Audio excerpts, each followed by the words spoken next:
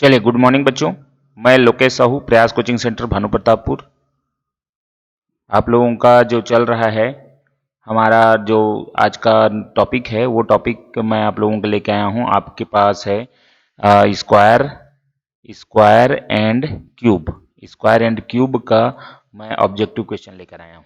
Objective question objective question तो बच्चों, मैं आप लोगों को बता दूं, हम लोग तैयारी कर रहे हैं प्रयास एग्जाम। हमारे छत्तीसगढ़ सरकार की जो परीक्षा होती है, सरकार जो आयोजित करती है, प्रयास चयन परीक्षा, जो 8 में अध्ययनरत बच्चे रहते हैं, 8 क्लास वाले बच्चे हैं, वो 9th में प्रवेश के लिए, 9th में एडमिशन के लिए जो प्रक्रिया होती है, उसके लिए परीक्षा आयोजित होता है, उसकी तैयारी प्लस हम साथ ही कर रहे हैं बच्चों नवोदय एग्जाम की तैयारी। नवोदय नवोदय एग्जाम आप जानते हैं, कक्षा 5th के बच्चे प्लस 8 के अध्ययनरत बच्चे, ये दोनों जो है 5th के बच्चे 6th में एडमिशन के लिए और 8 के बच्चे 9th में एडमिशन के लिए करते हैं। तो उसमें हमारा जो टॉपिक होता है बच्चों, वो खास करके मैथ्स रहता है। वो मैथ्स के लिए ही हम लोग क्या करते हैं, तैयारी करते हैं। तो मैथ्स ही महत्वपूर्ण रहता है। तो ये मैथ्स के टॉपिक हम लोगों के पास आपके पास है, उसको आपको देखना है। मैथ्स टॉपिक में हमारे पास सबसे पहले जो रहता है वो टॉपिक है वर्ग और घन, मतलब स्क्वायर स्क्वायर एंड क्यूब, ये टॉपिक है। इस टॉपिक को हम लोग अभी ऑब्जेक्टिव क्वेश्चन करने वाले हैं। तो चलिए देखते हैं। आपके पास ये है वर्ग एवं घन। पहला क्वेश्चन, ऐसे प्राकृत संख्या ऐसे प्राकृत संख्या जो किसी प्राकृत संख्या की वर्ग हो सकती है। तो क्या हो सकती है? वर्ग हो सकती है ना? तो आंसर क्या होगा? ऐसे प्राकृत संख्या जो किसी प्राकृत संख्या की वर्ग हो सकती है, मतलब प्राकृत संख्या की वर्ग प्राकृत संख्या ही होगी, है ना? तो ये कहलाती है, मतलब आपकी यहाँ पर ऐसे प्राकृत संख्या जो किसी प्राकृत संख्या की वर्ग हो सकती है। जो किसी प्राकृत संख्या मतलब 1, 2, 3, 4, ये सब क्या है? नेचुरल नंबर है। तो नेचुरल नंबर का ही स्क्वायर होना, मतलब वो क्या कहलाता है? वर्ग संख्या। मतलब जैसे 2 का है और 2 सेम 2 है, इसका क्या होना? वर्ग हो सकती है। वर्ग होगा, मतलब 2 और 2 का गुणा करेंगे तो वर्ग होता है, वो वर्ग संख्या कहलाती है। वो क्या कहलाती है? वर्ग संख्या। दूसरा क्वेश्चन देखते हैं। निम्न में से कौन सी संख्या यदि इकाई में हो तो वह पूर्ण वर्ग नहीं हो सकता? देखिए, इकाई के लिए हमारे पास, आपके पास एक वर्ड होगा जो इकाई में रहेगा तो कभी भी वर्ग नहीं हो सकता। वर्ग मतलब क्या होता है? वर्ग मतलब आपका 2 का जैसे गुणा है तो वो आपका 4 हो जाए, तो ये जो इकाई हो रहा है, इकाई है ना। तो ऐसा संख्या जो है ना, वर्ग नहीं हो सकता। मतलब ये 4 जो है वर्ग हो गया, वर्ग। अब ये संख्या हो गया, तो वो ये बोल रहा है कि कौन सी संख्या जो होगी, जैसे 1, 2, 3, 4, 5, 6, 7, 8, 9, ये संख्या में कौन सी संख्या होगी जो मतलब इकाई में रहने से वो वर्ग नहीं हो सकता? तो मैं आपको बता दूं, इसका एक मेथड है, ट्रिक है। जैसे कि आपका इकाई में 2 नहीं आ सकता, किसी भी संख्या का आप 2 बार गुणा करोगे तो इकाई में आ ही नहीं सकता, है ना। उसके बाद 3 है, वो नहीं हो सकता। उसके बाद इकाई में 7 नहीं हो सकता और 8 भी नहीं आ सकता स्क्वायर का। ये 4 अंक ऐसे हैं बच्चों कि 2, 3, 7 और 8, ये कभी भी इकाई में नहीं हो सकते।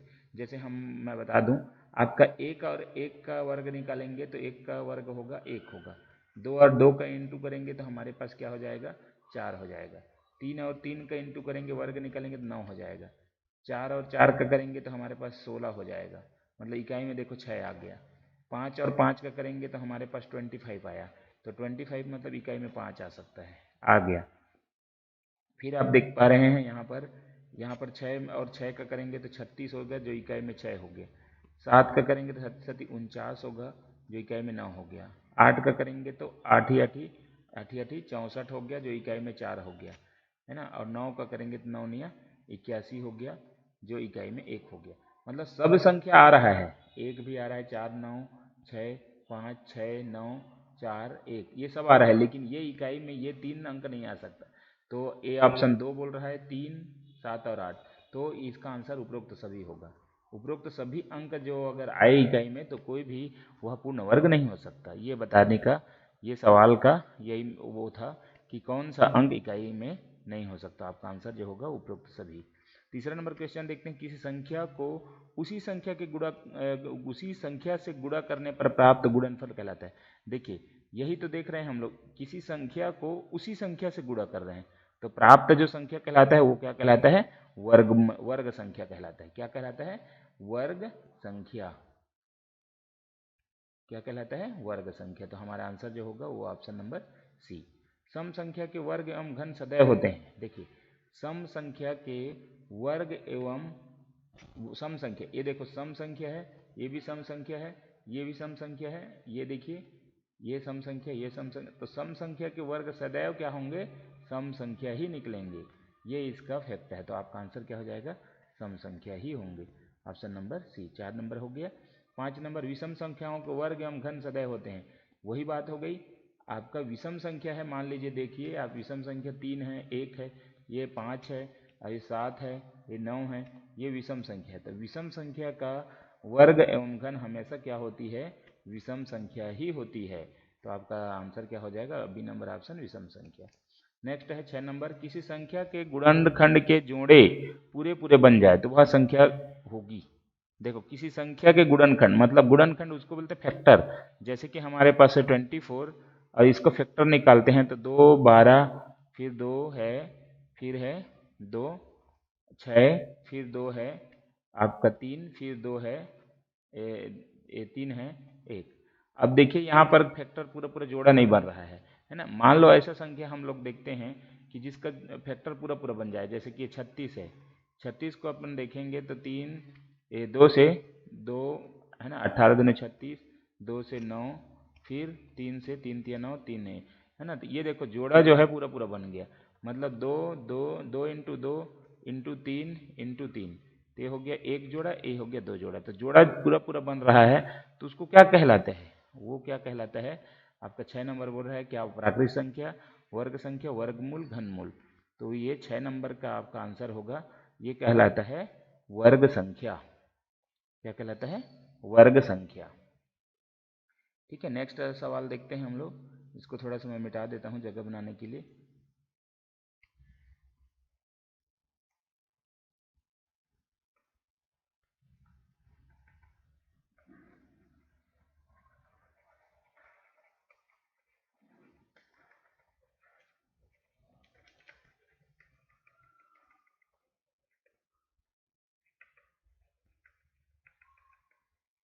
ठीक है, इसके बाद देखते हैं हम लोग नेक्स्ट क्वेश्चन। नेक्स्ट क्वेश्चन है 7वां नंबर, यदि 3 संख्याएं इस प्रकार हो कि बड़ी संख्या का वर्ग, 3 संख्याएं इस प्रकार, जैसे कि 3 है और 4 है और 5 है, 3 संख्याएं इस प्रकार हो कि बड़ी संख्या का वर्ग शेष दोनों संख्याओं के वर्गों के योगफल के बराबर। मतलब देखिए इसका वर्ग, मतलब इसका वर्ग कितना होगा, 5 पंचे 5 का वर्ग बराबर हो गए 25, और इन शेष दोनों संख्याओं, तो 3 का वर्ग प्लस 4 का वर्ग, मतलब ये हो जाएगा 9 प्लस 16, इनके बराबर होना चाहिए, ये बोल रहा है। यदि ये 9 और 16 25 हो रहा है तो ये भी आपका 25 है, तो ये बराबर हो जाए तो ऐसे संख्या को क्या कहते हैं, ये बोला है। योगफल के बराबर हो तो संख्या कहलाती है, बहुत इंपॉर्टेंट है। तो इसका जो है इसको पाइथागोरस प्रमेय बोला जाता है। क्या है इसका आंसर, पाइथागोरस प्रमेय। पाइथागोरस प्रमेय के नाम से जाना जाता है। उसके बाद आप देख सकते हैं नेक्स्ट जो है आपका 8 नंबर क्वेश्चन, पाइथागोरस प्रमेय को दर्शाता है। सेम उसी पर क्वेश्चन बना है, पाइथागोरस प्रमेय दर्शाता है। तो पाइथागोरस प्रमेय हम अभी अभी इसमें देखे कि ये 3 का वर्ग 4 का वर्ग बराबर 5 का वर्ग ये बराबर हो, तो ये जो कहलाता है पाइथागोरस प्रमेय। ये शेष छोटी संख्या, ये एक बड़ी संख्या की स्क्वायर और शेष 2 संख्या का स्क्वायर अगर बराबर हो तो वो कहलाता है पाइथागोरस प्रमेय। तो ये आंसर आपका 8 नंबर। किसी संख्या के गुणनफल में 3 3 के जोड़े पूरे पूरे बन जाए वह संख्या होगी। किसी संख्या के गुणनफल में 3 3 के जोड़े, मतलब हम लोग अभी क्या क्या किए, हमारा एक आध एग्जाम्पल ऐसा देखते हैं, जैसे कि 300 243 343 या 243 343। तो इसको देखते हैं अपन, 3 से हैं, 3 एकम 3, 3 एकम 3, अच्छा 3 एकम 3 यहाँ बना, 3 चौक 12 और यहाँ पर बन गया 2। अच्छा ये गलत हो रहा है, आप देख सकते हैं 2 4 3 का देखते हैं हम लोग। 3 से 3 8 24 और ये हो जाएगा 3 एकम 3, फिर है 3 27 बार में जाएगा, फिर 3 है 3 तिया 9, ये 3 या 27, फिर 3 है 3 तिया 9, फिर 3 है 3 एकम 3। अभी आप देख रहे हैं ये तो 5 का जोड़ा बन गया, मतलब 3 3 का जोड़ा नहीं, ये 3 का जोड़ा 1, और वैसे ही एक और संख्या अपन लेते हैं, जैसे कि इसी में अगर 3 का मल्टीप्लाई करने से वो संख्या आ जाएगा, 3 तिया 9 और 3 चौक 12 का 2 हासिल का 1, 3 दूनी 6 एक 729 वो संख्या होगा जिसको हम लोग, जैसे हम लोग देखें 729 को अगर हम करें तो 3 3 3 3 3 3 ये आ जाएगा। तो ये 3 3 का जोड़े अगर हमको मिलता है तो वो संख्या क्या कहलाती है? 3 3 का जोड़े जब भी बने तो वो संख्या कहलाती है घन संख्या। तो हमारा जो क्या है आंसर जो होगा 9, 9 का डी घन संख्या। उसके बाद देखते हैं वर्गमूल का संकेत है, ये दिखाई दे रहा है आपको 10 नंबर क्वेश्चन, वर्गमूल का संकेत। तो यहाँ पर ये जो है ये तो कोष्टक है, फिर ये जो दिख रहा है वो बराबर है, फिर ये जो दिख रहा है वर्गमूल है, और ये जो है ऐसा है वो प्रिंट इसमें थोड़ा सा वो है, ये हो गया क्यूब रूट, तो इसको बोला जाता है क्यूब रूट, और इसको बोला जाता है क्या है स्क्वायर रूट, स्क्वायर रूट। तो इसी को पूछा है वर्गमूल, मतलब स्क्वायर रूट को ही क्या बोला जाता है? वर्गमूल। तो इस तरीके से 10 क्वेश्चन हमने किया।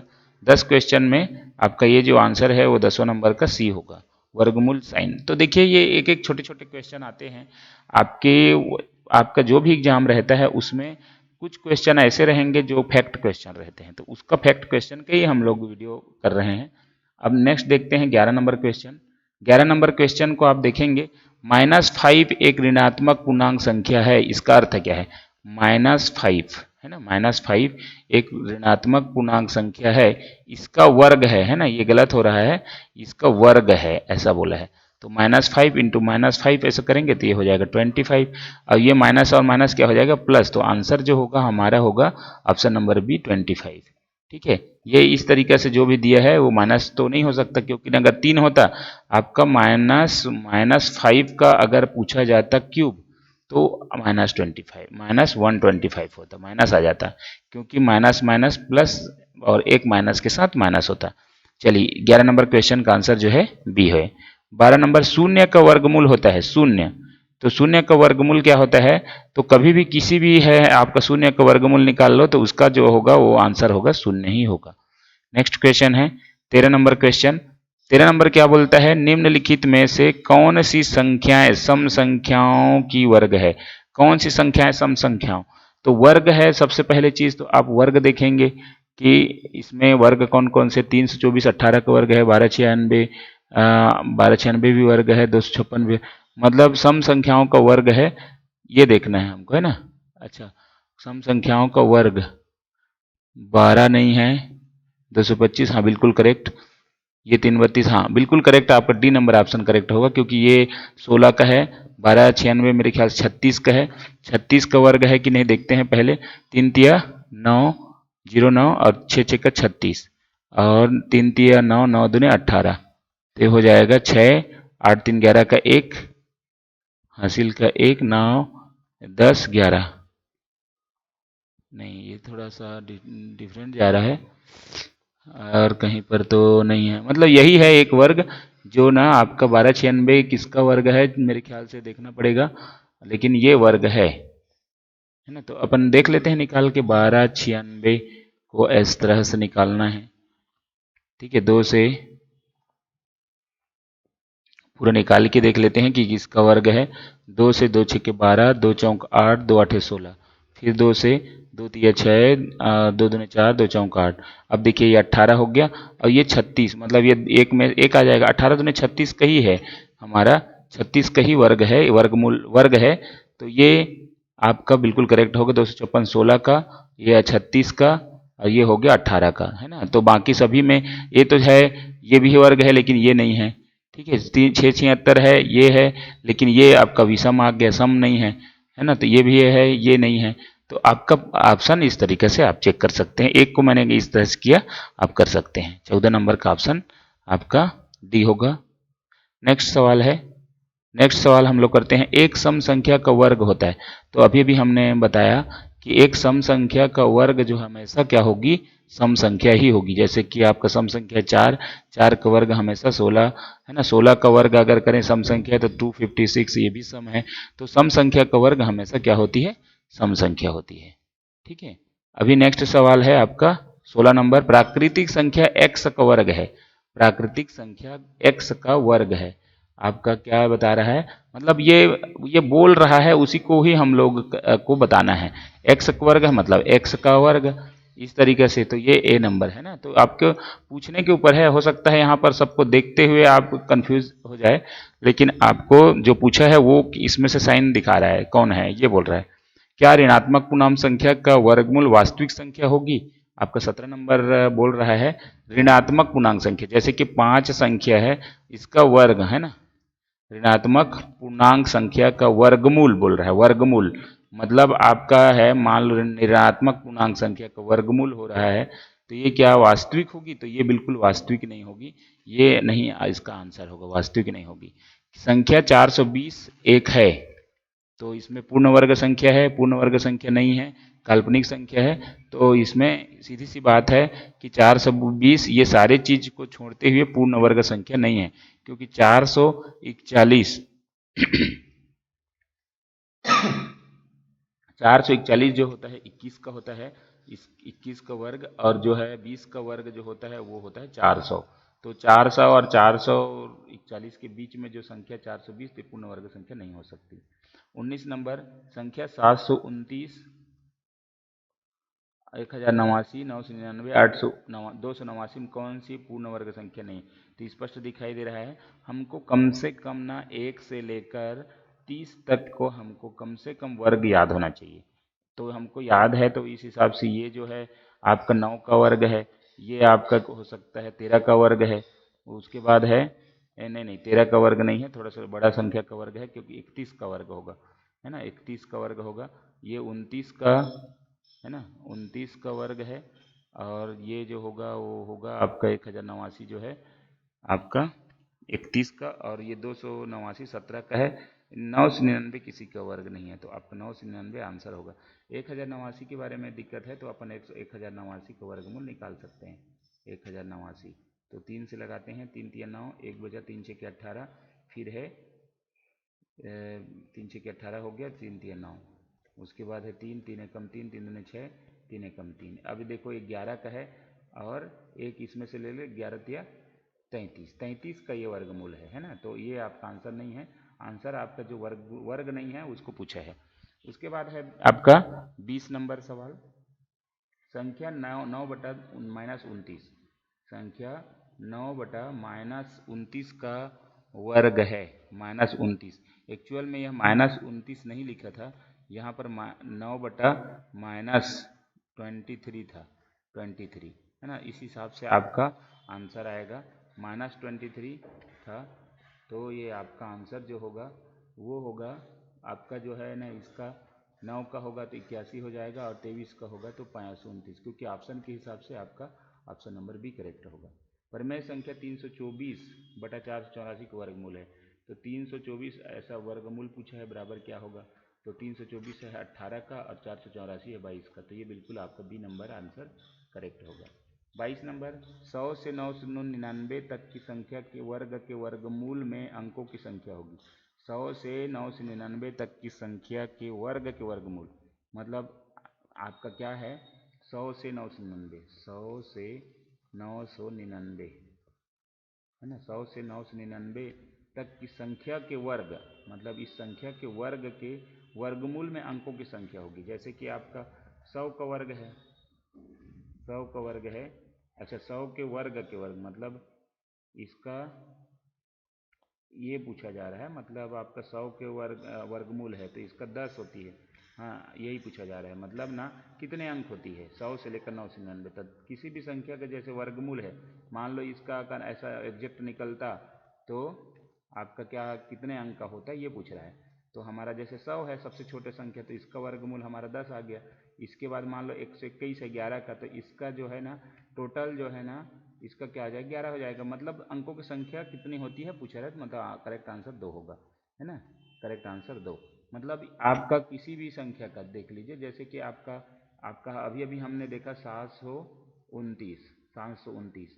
ठीक है, 729 है, इसका वर्गमूल अगर करेंगे तो हम लोग 29 आ रहा है, नहीं नहीं 27 आ रहा है, 27। ठीक है, 27 है ये, 27 तो 2 ही अंक है। तो ऐसे कितने अंक होंगे यही पूछा जा रहा है, मतलब 700 टोटल 999 के बीच तक, है ना। तो 1000 का जैसे कर लेंगे हम लोग, 1000 का वर्गमूल ऐसा है ना, तो 1000 एग्जैक्ट वर्गमूल नहीं बनाता है ना, 10,000 बनाता है। इसका जो होता है 100 होता है, जो कि 3 अंक हो जाएगा, है ना। तो ये अपने को पूछा है, तो 2 इसका करेक्ट आंसर होगा, 2। ठीक है, 23 नंबर देखते हैं।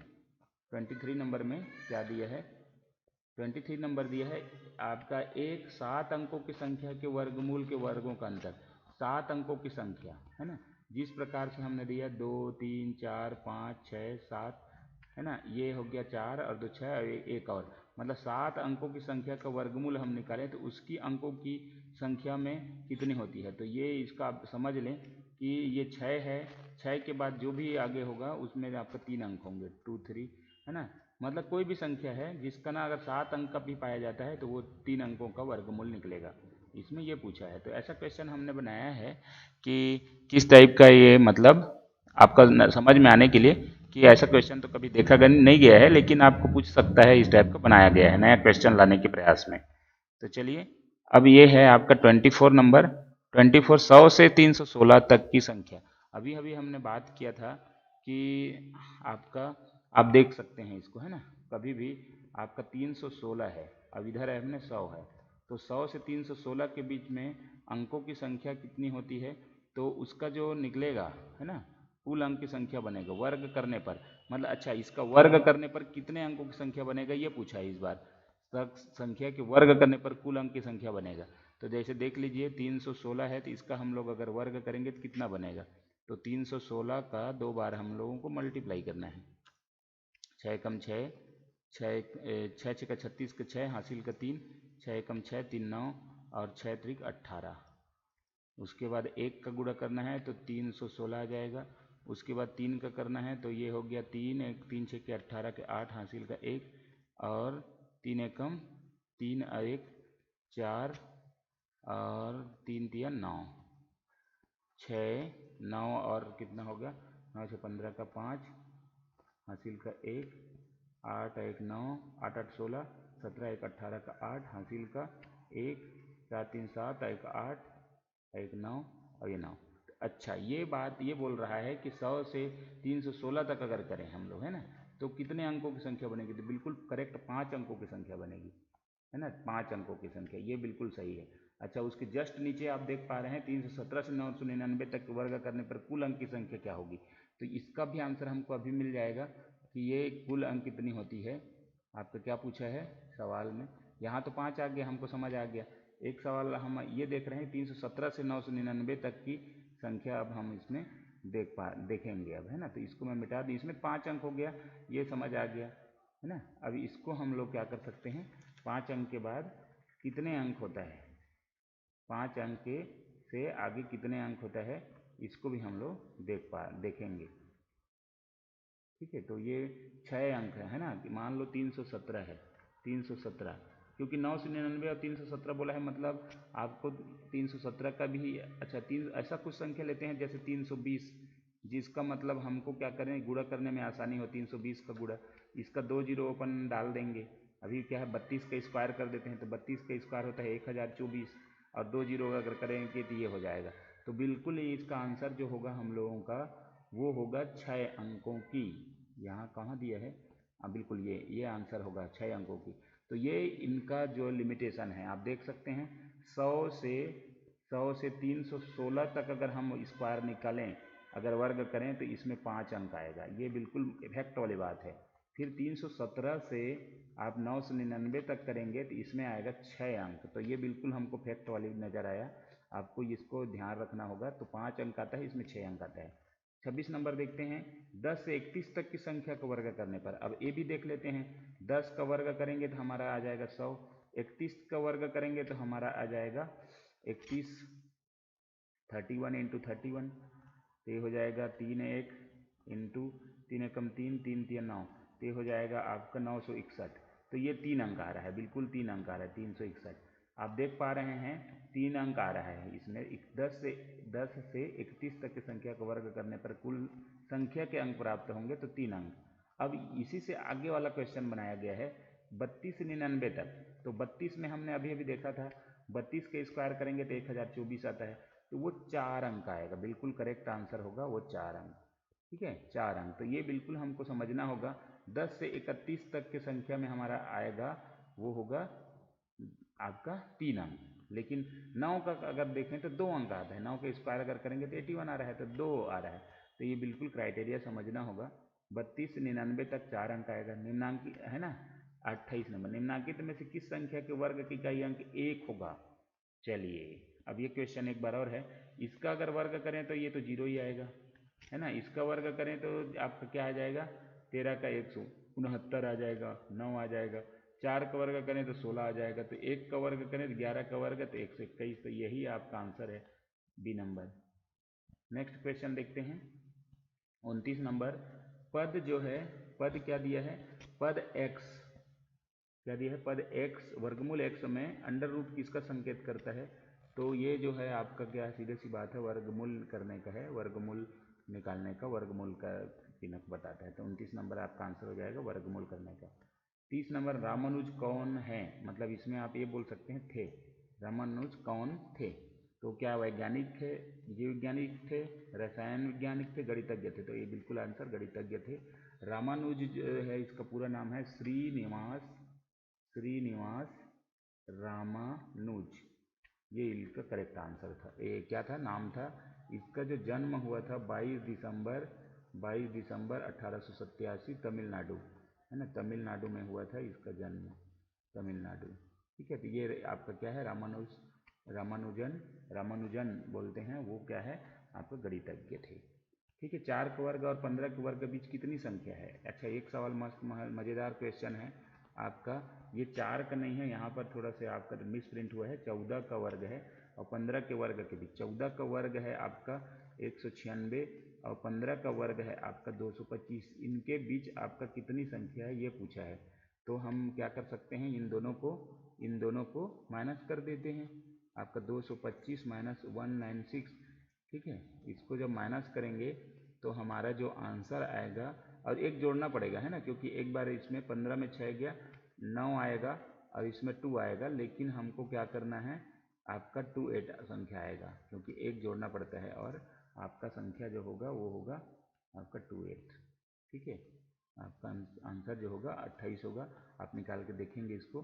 32 पद क्यूब x माइनस क्यूब किसका संकेत है? तो बिल्कुल इसका यह घनमूल का घनमूल निकालने का है ना। जैसे क्यूब है, ये किसका संकेत है? बोल रहा है तो ये है आपका घनमूल, या फिर आप बोल सकते हैं क्यूब रूट। ठीक है, तो इस तरीके से हमारा 32 क्वेश्चन सॉल्व हुआ। 32 क्वेश्चन को पूरा हमने कराया है। तो बच्चों ये कैसा लगा आपको कमेंट्स में ज़रूर बताइए कि किस तरीके से ये क्वेश्चन हम आपको समझ में आया और ये आपके लिए फ़ायदेमंद है या नहीं। आप हमको ज़रूर कमेंट्स में बताएं। अभी बच्चों मैं आपको एक इन्फॉर्मेशन अच्छा से दे रहा हूँ कि हमारा जो ऐप है प्रयास, PRAYAS, है ना। आप गूगल प्ले स्टोर पे जाके प्रयास भानु प्रतापपुर आप सर्च करेंगे तो हमारा ये ऐप आपको नज़र आ जाएगा। तो ये प्रयास में बच्चों आपका नवोदय के लिए तैयारी होता है। नवोदय में जो भी रहता है क्वेश्चन, उसके बाद है प्रयास एग्ज़ाम जो छत्तीसगढ़ सरकार द्वारा आयोजित होती है, प्रयास चयन परीक्षा, प्रयास एग्ज़ाम, उसकी तैयारी भरपूर पूरा सिलेबस अनुसार कराया जाता है। उसके बाद बच्चों आपको अगर कोई मैथ्स की तैयारी अच्छे से करना है तो SSC का मैथ्स की तैयारी, फिर व्यापम जो भी निकालता है, चाहे CG व्यापम हो, चाहे जो भी व्यापम का एग्ज़ाम या बैंक एग्ज़ाम, जिसके लिए भी मैथ्स की ज़रूरत होती है उसके लिए अलग से स्पेशल कोर्स रखा गया है।